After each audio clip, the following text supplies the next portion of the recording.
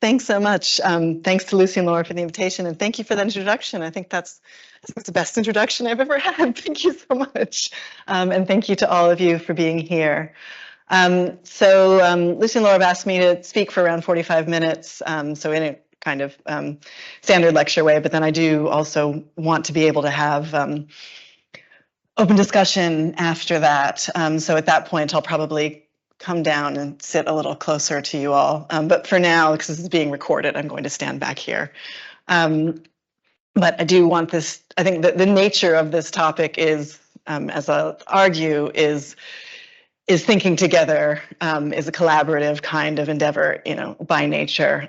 So it should not just be me talking at you, but I will do that to start. So it's a very sobering time to be talking about literature and decolonization full stop. As someone who's been reading and writing about Palestinian and Israeli literature for more than 20 years, I feel more acutely aware now than ever that we do Palestinians and colonized people in all times and places an injustice if we claim literature as some kind of redemptive force that can just bring about liberation just by imagining it. No poem is going to end the bombing of Gaza. But poems can help build movements. And I've been astonished recently to see the response to the poet and scholar Rafat Al-Agir's poem, If I Must Die, after he was killed by an Israeli airstrike on the 6th of December, so 2 months ago today. This poem circulated very widely online, and at the time of writing has been translated into 56 languages, which you can see on the site ifimustdie.net, where they've just collated them from Twitter/X. And this collective undertaking has helped to renew my belief that what we read and how we read and who we read it with matters. So that's the main thing that I hope readers will take away from the book that I'll be talking about today. I'll need the slide. So my remarks are in two parts. The first and longer section will reflect on my experience of writing this book. It's very exciting to see the cover up there so big. So it's Decolonizing Literature, an Introduction. It is intended as an undergraduate textbook, so aimed both at undergraduate students and their instructors, published in Polity's Decolonizing the Curriculum series last autumn. It was supposed to be summer, but how these things go. So since this lecture series has an emphasis on practice, I'll focus on how I decided to approach the very formidable task of writing such a book in the first place. And I'll spend a bit of time talking about a chapter that explicitly addresses approaches to classroom teaching. Then by way of conclusion, I'll address some of my efforts with my experiences with collective efforts to decolonize the curriculum at King's College London as part of a university-wide grassroots staff student working group. But first to talk about the book. So an editor from Polity first approached me about writing decolonizing literature in the spring of 2019, when I was head of my department, way behind in another book, and 7 months pregnant with my first child. These were all good reasons not to do it. But what gave me the most pause was not just that, but also whether I was the right person to write such a book and where in the heck to start. The brief was just 50 to 60,000 words, again, aimed at undergraduate students and their instructors on the topic of decolonizing the university literature curriculum. Beyond that, I pretty much had free rein. I was flattered to be asked, but also very, very daunted. I worried that as a white academic with a relatively secure post at a comparatively well-resourced institution, I'm not representative of most of the colleagues and students who are leading the efforts to work on decolonizing higher education in this country and elsewhere, many of whom are Black and other people of color in precarious positions. And I also worried about the hubris of such a title. What did I mean by decolonizing? I didn't choose they chose the title for me. So the series is Decolonizing Politics, Decolonizing Sociology, Decolonizing Literature, etc. But yeah, what did I mean by this? Who was I to try to define it? How would I prevent this book from looking like or being a cynical attempt to cash in on the latest trend? But I'm here and it's here. So you know how this part of the story ends. I worried about all this and I decided to do it anyway. And I think the best way to explain it is that the more I thought about it, the clearer I felt about what I didn't want such a book to do. I didn't want it to be a superficial account of decolonizing the curriculum that stops at putting a few more writers of color on our reading lists.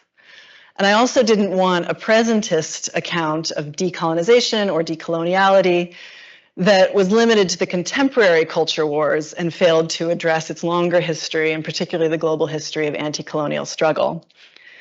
So I just more and more kept thinking about a book that would link current debates to previous efforts to decolonize culture and education in lots of different places, and help both students and teachers feel enabled and empowered to take part in the current movement. And I think of the decolonizing curriculum work as a movement that is taking place both in institutions across this country and all kinds of institutions as well, you know, from primary to higher education, and also taking place in various sites across the world.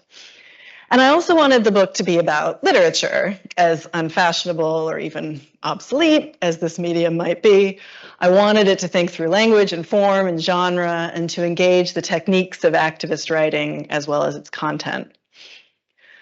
So I started working on the book a year after that, in spring 2020, which was not only the start of a global pandemic, but also the time of the global uproar against the murder of George Floyd in the US.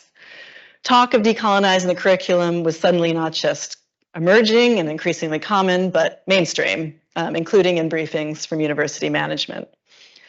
And so there was a lot more to read. You know, there was not only sort of the thinking that had been building around this for both the last 10 years and all the movements that preceded it, but also this kind of this mainstream public culture discussion.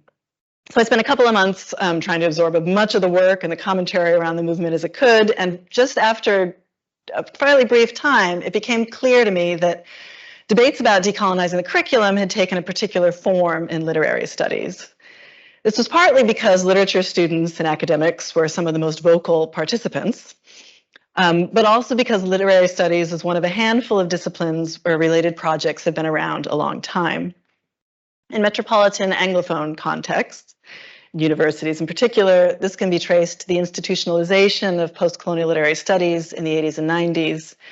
And this field drew in turn on mid-20th century arguments about the role of literature in anti-colonial struggle in ways that weren't always reckoned with and sometimes not even acknowledged. So I ended up approaching this book as an effort to take stock of what literary studies has achieved and what it has not, and to make some suggestions about ways forward.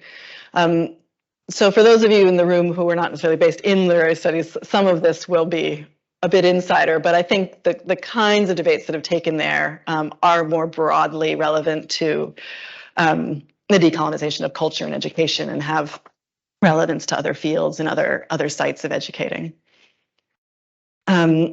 So one thing I did to get started was to survey module offerings from about 30 influential English literature departments in the UK, US, and Australia. And I should say the book does focus on the English literature curriculum, though it also takes in comparative literature and modern languages for reasons I can discuss more later.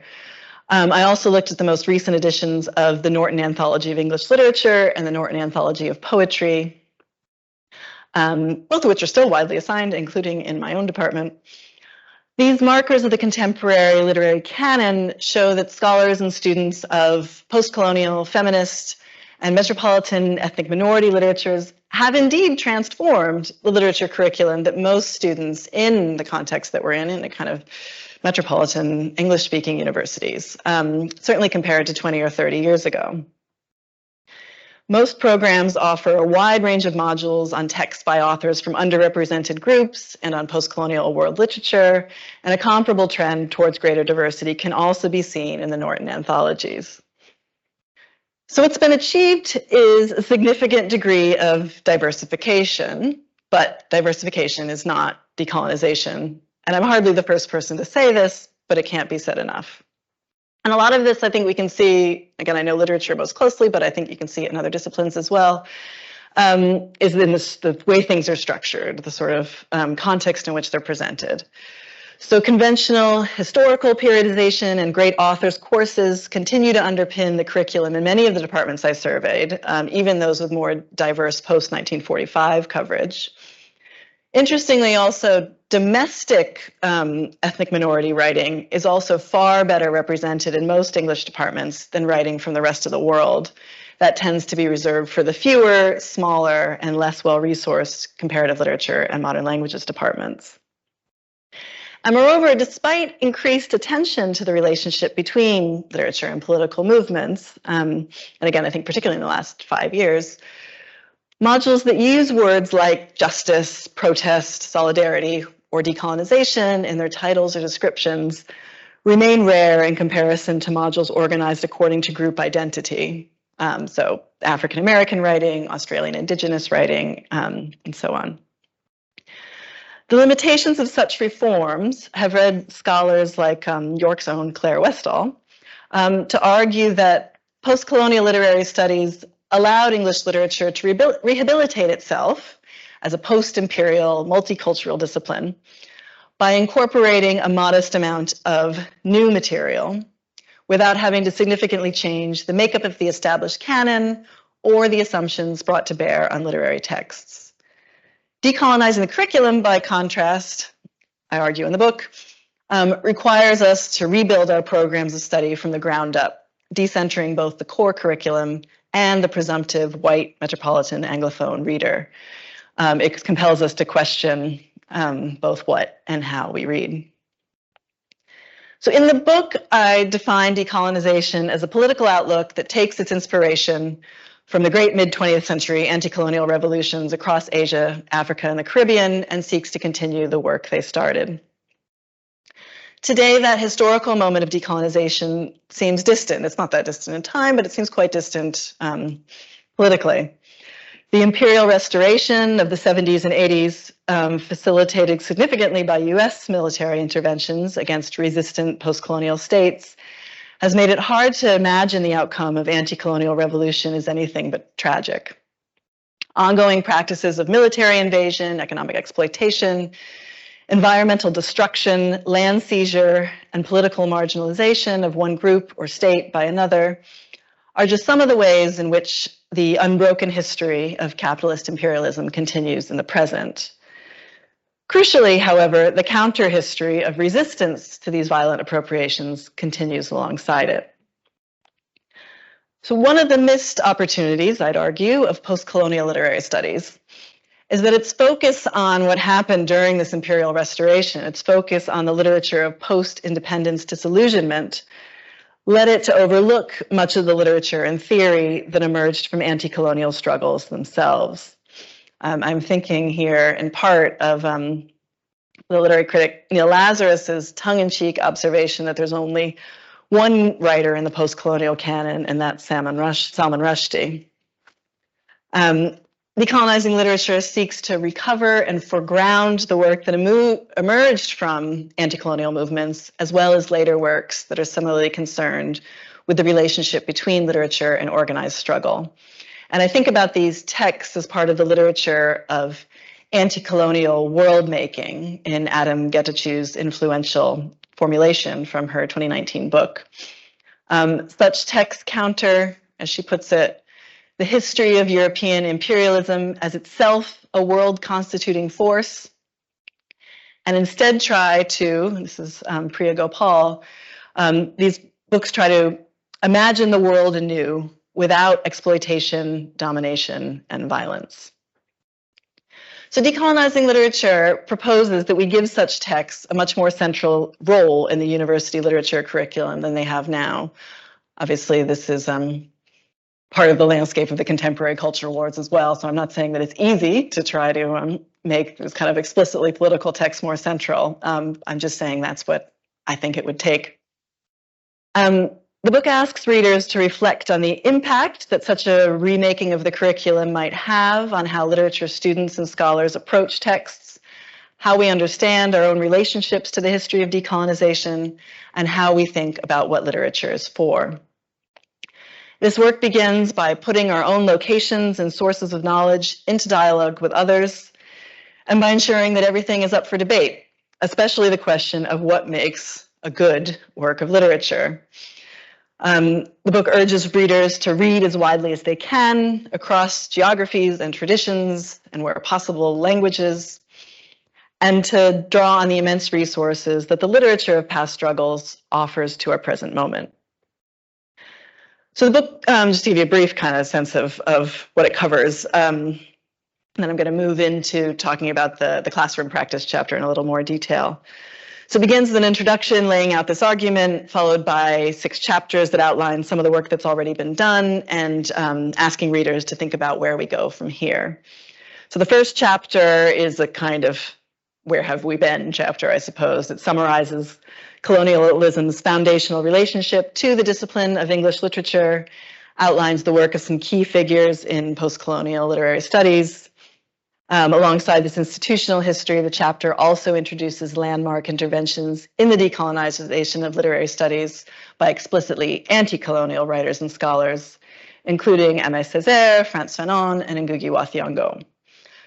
And chapter 2 encourages readers to reflect on their own experiences of literary study and to think about how they might continue the work of decolonizing the university literature curriculum and classrooms. That's the chapter I'll be talking about a little bit more. And then the remaining 4 chapters introduce 4 ways of decolonizing literary studies that are ways of reading, I guess, maybe also ways of teaching. Attention to language, comparative and contrapuntal reading, reading for political argument, and attention to genre, accompanied by discussions of literary and critical texts that illustrate and support each idea. And then finally, there's a short conclusion, reiterating the need to transform both what and how we read, connecting this demand to current global crises and to the reader's own responsibilities as a reader and critic. Of those of you who are literary students or scholars in the room might notice from this summary, a lot of the figures and ideas I discuss are already well known, so I'm resisting that kind of like, decolonization must be new. I'm saying a lot of this work doesn't have to be new. It has been done already. I'm trying to challenge the amnesia that I feel sometimes weakens contemporary efforts to decolonize the curriculum and show that we don't need to start from scratch, but we just need to think about, what we're reading, how we're reading it, and think about the archives that are already there. So to pick up then on this promise to focus on practice, I'll say a bit about chapter 2. Now, all of the chapters are designed for classroom use, so they're divided into, this is going to sound like a pitch. Sorry, I'm really just trying to describe it, but they're divided into sort of chunks of 1,000 to 2,000 words that can be easily assigned. Those that review, let's see, let's click. Okay, cool. Those that review previous scholarship have summary boxes. So this is from the first one that's sort of going over the history of the relationship to imperialism and the discipline of English literature. Those that try to spark potentially unfamiliar ways of thinking have reflection and discussion prompts, like this one. This is from the start of chapter 2. So this is most explicitly inviting readers to consider their own formation as readers and students by thinking about what they've read, how they've been encouraged to read it, what they wanted or didn't want to read, and why, as these prompts suggest. And I think this is one of the things that I hope would be also transferable to other disciplines. And that's sort of, the first step in thinking about decolonizing curricula and disciplinary practices is thinking about going back to our kind of basic assumptions and thinking about where they come from. So the first part of the chapter addresses the recent diversification of the English literature university curriculum, as I've already mentioned, through a review of current module offerings and the Norton anthologies. And I contrast this diversification trajectory with the more radical vision put forward in the 1968 manifesto on the abolition of the English department by Ngugi wa Thiong'o, Henry Orr Anyumba, and Taban Lo Leong. So this piece famously argues that the English department at the University of Nairobi, where the authors worked, should be abolished, and a department of African literature and languages set up in its place. Their insistence that the new department should put, quote, Kenya, East Africa, and then Africa in the center, and then after that, study the literature of the rest of the world, prompts us to consider what it really means to center a university's geographical, cultural, and social location in its curriculum, in its literature curriculum. What should the literature curriculum look like at a contemporary university in York or London or the West Bank or West Bengal? What would it mean to prioritize works that mirror these locations, as Ngugi and his colleagues put it, in all their historical and social complexity? I then invite the reader to connect the abolition essay to their own location and moment by juxtaposing it with the excellent learning and teaching toolkit put together by the Decolonizing SOAS working group about 5 or so years ago now. And this toolkit is openly available for download from the site. And it's not discipline specific. It's very much thinking about curriculum in all disciplines in the university as a whole. So among its many important interventions, the Decolonizing SOAS toolkit explicitly situates the decolonization of the curriculum as part of the fight against structural racism.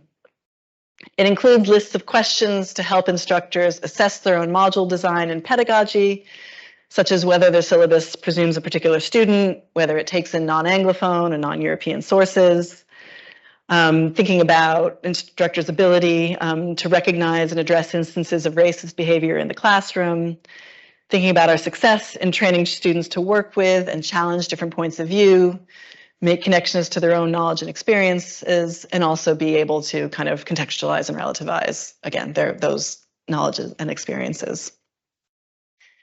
I then moved to some examples of module design and pedagogy from literature teaching, mostly my own and that of other colleagues at King's. And these examples focus on strategies for reading politics and poetics together and in relation to historical and contemporary political and social movements. I'll just give 2 examples. So the first one's from my own teaching. This is my second year undergraduate module, Palestinian Israeli Literature, which builds on my own experience of writing about texts from the region as a Palestine Solidarity Movement participant and US citizen of Jewish heritage who's neither Palestinian nor Israeli. This is going back to sort of thinking about our own locations and positions as we start to think about any topic. I'd say these images are from the historical overview I provide in the first class. I wanted some kind of image while I was talking about this topic. So to prepare for that class, I asked students to bring in an example of how the Israeli-Palestinian conflict is represented internationally in the press or social media. This is intended to challenge the impression that this struggle is distant from their own lives, as well as to encourage them to recognize and respond critically to the racist and reductive tropes used to depict it. And I will say here, because I know people might be wondering that unfortunately I'm not teaching this year, and so I haven't been able to have this conversation with current students in light of the Hamas attacks and the war on Gaza, but I am planning to do so when I teach the module again next year. In the second class, we discussed the classic novella Rijal fi Shams from 1963, Men in the Sun in its English translation, by the Palestinian novelist and Popular Front for the Liberation of Palestine party member, Ghassan Kanafani. So we read the novella alongside an extract from Kanafani's influential 1966 study, Al-Adab al-Muqawama, resistance literature. So with this framing from the start, I'm encouraging students to approach Kanafani as a literary and political theorist whose fiction openly seeks to contribute to the Palestinian national liberation struggle, rather than as someone who simply voices or reflects Palestinian experience. And I think that can be another real pitfall of a kind of diversification approach to the literature curriculum, is that everyone is a representative of a position, everyone is reflecting rather than analyzing, interpreting, arguing, appealing, etc. To help students reach this conclusion themselves, I invite them to connect the main points of Kanafani's argument to some of his techniques in the novella before opening the discussion to other kinds of response. Now, because the material covered on this module is politically controversial, as I've already alluded to, there are challenges to teaching it beyond the integration of aesthetics with politics. So while many students, including some who identify as Palestine solidarity activists, have told me that the module has complicated their previous stereotypes about Israel, others have expressed concern with its pro-Palestine stance. So one way that I've tried to engage with this response is by acknowledging my own background and standpoint at the start of the semester. I encourage students also to recognize, and if they like, share their own standpoints, and to disagree with me and with each other, as long as they do so in a respectful way, again, that strives to consider other points of view. This effort hasn't always been successful. A student once wrote on the module evaluation form that I had said I would only teach pro-Palestinian viewpoints, which is not what I said and not what the module does. at all, actually. I was quite surprised. But it speaks to some of the broader challenges of decolonizing the curriculum. I think the discourse around this project in a kind of like woke, attacks on woke culture. This discourse often pits recalcitrant conservative academics against activist students. But this is an oversimplification that overlooks the range of students' political views, as well as the discomfort and resistance that students who feel themselves to be at odds with decolonizing initiatives may express. And other contentious issues such as transgender rights, refugee and migrant rights, Black and Indigenous struggles, anti-Muslim racism, the topic of white supremacy itself, I think present comparable challenges. And this is a topic, if people feel comfortable, I'd be very interested in hearing others' thoughts and experiences of these tensions in the discussion. But for now, I'll just say that my argument in the book is that open discussion of texts that address such topics or bring up such topics requires teachers and students to engage seriously with the political questions that they raise, to try to reflect honestly together on our own commitments and positions. And I think also, and this can be hard to do, I think, in a sort of higher education environment that's outcome driven and impact measurement driven and all this kind of thing, but to think about the conversation itself as the outcome, that having the conversation themselves is the work that we're there to do. The work of another King's colleague, Jonathan Ward, takes a different approach by challenging the exclusionary setting of the university itself. So his project, the Abolitionist Curriculum, and that's the site on WordPress, which I encourage you to check out. This is an online module that seeks to reach students who are not necessarily located in the undergraduate classroom. Inspired by the Black feminist scholar Bell Hooks, among others, the curriculum refuses the hierarchies that structure the university classroom as a space to which some people only have access, and where the instructor's knowledge and ideas are privileged over those of others in the room, as Ward told me in an interview. And I was quite conscious, especially after having this conversation with Jonathan, of the extent to which my textbook, and this is my experience, is very much geared towards having these conversations in a university setting. And it's only taking your decolonization so far. This curriculum focuses on Black people's historical and ongoing resistance to oppressive institutions such as the transatlantic slave trade, apartheid, and the prison industrial complex. It also celebrates, quote, this is from the description of the course, Blackness in all its abundant variations, including Black joy, Black excellence, Black resistance, Black organizing, and Black love. Among the recommended works are creative writing, music, film, and essays, almost all of them by Black artists and scholars. The reading list is followed by prompts for writing and suggestions for reflective exercises. So, for instance, students are encouraged to set up their own reading groups, to design their own abolitionist curriculum, and to imagine a conversation between two different voices from the curriculum to be written down in a form of their choosing. So I think, like myself, Ward is concerned with not just what, but how we read. But the curriculum's key intervention in this regard is its attention to the contexts in which we read. So by putting the student in charge of their own education, the curriculum encourages them to decide how they want to approach it. And Ward also notes that while the curriculum centers and celebrates Blackness, it does not address only Black readers. It seeks to increase everyone's knowledge and to inspire and uplift each reader. So to sum up then, the imperative, well, from the book, I'm going to move to my final section now, which is, again, talking about my own experience of trying to do some collective organizing work at King's. But to sum up this part of discussion of the book, the imperative to restructure our degree programs, expand our sources of knowledge, and think from where we stand also indicates the responsibility to link our reading to wider struggles within and beyond our local communities. So the final reflection box in the chapter invites readers to take up this challenge themselves and to think about how they'd redesign their own curriculum with these aims in mind. However they define these aims themselves. They're big, broad kinds of concepts and categories. But it's also, I don't ever want to give the impression that, this kind of work is easy or that you ever reach a stage where you've reached your decolonization outcome and that's it. It's also encouraging the reader to think about the many practical, theoretical, and pedagogical difficulties that this work entails. So this will be another pitch moment, but if you're interested in reading more, Polity have given me a discount code for this event, which is good until the 31st of March. So for the ebook, then that would take it to about £8. And university teachers can also get a free exam copy from the Polity site. I don't have slides for the next part, so I'm just going to leave that up there for a while. Speaking of challenges, I'm going to finish with these reflections on my experience of working with colleagues and students across King's on a shared project of decolonizing the curriculum.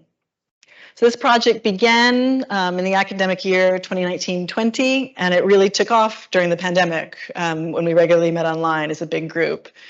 And I know there's been lots of conversation about this, about sort of some of the unexpected ways of working together that came out of this move online.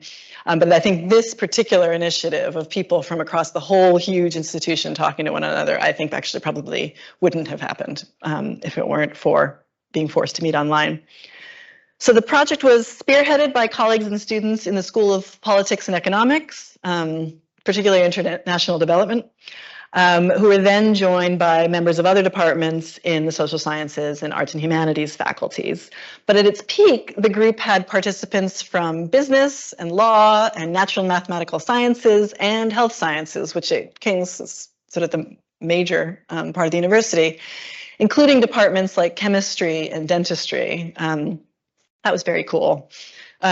Introductions often took a long time, and it wasn't always clear what we wanted to get out of the meetings, but they were driven by a palpable energy and commitment that you could feel even on Microsoft Teams. And it was really fascinating for me to hear from colleagues in these, very different disciplines, sort of what decolonizing dentistry would entail. And a lot of it had to do with sort of how you carry out research in medical fields, but it also had to do with how you teach medicine.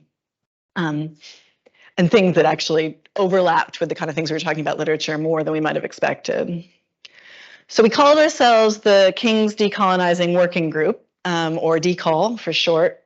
And the initial goal was to set up a group of academic and student facilitators in each participating department who would assess and then support the kind of work that was needed there. Now, of course, the process of how you decide what that work was is challenging in itself. So a big part of the activities ended up often being inviting colleagues to submit their module reading lists for feedback. It always seems like the kind of easiest place to start, back to this of diversifying your reading lists again.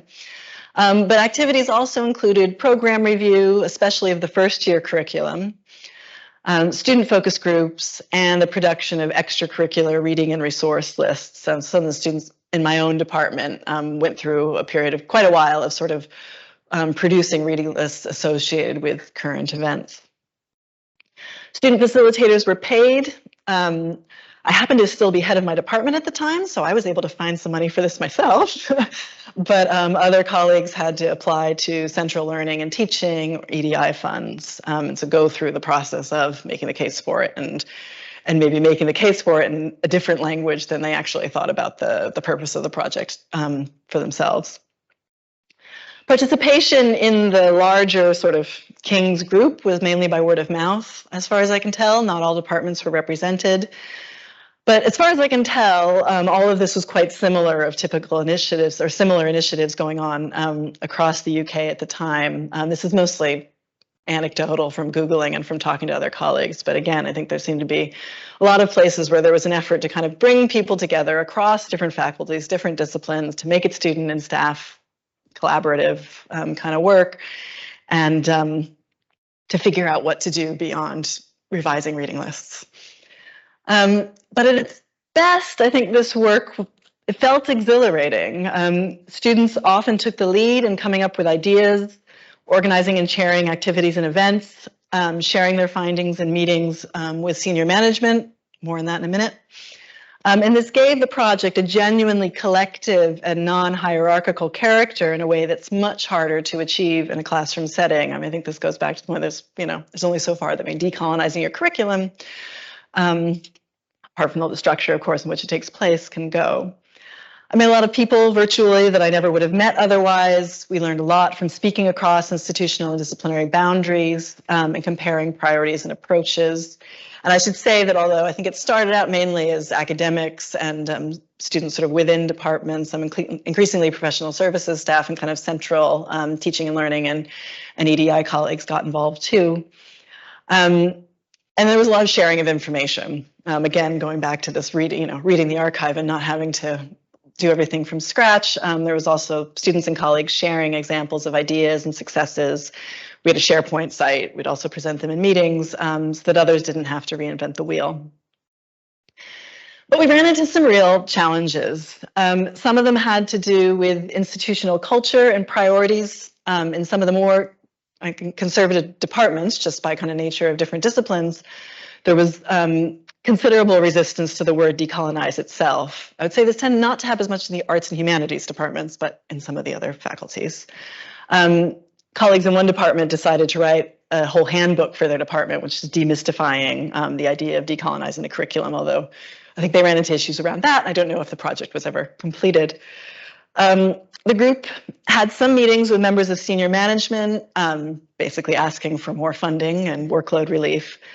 But the grassroots nature of the project and its sort of undisguised political motivations met with some resistance. So for instance, we were never able to get a web page like the one that Decolonizing SOAS has, which it wasn't put exactly this way, but I think it was because of managers' desire to maintain control over external representation.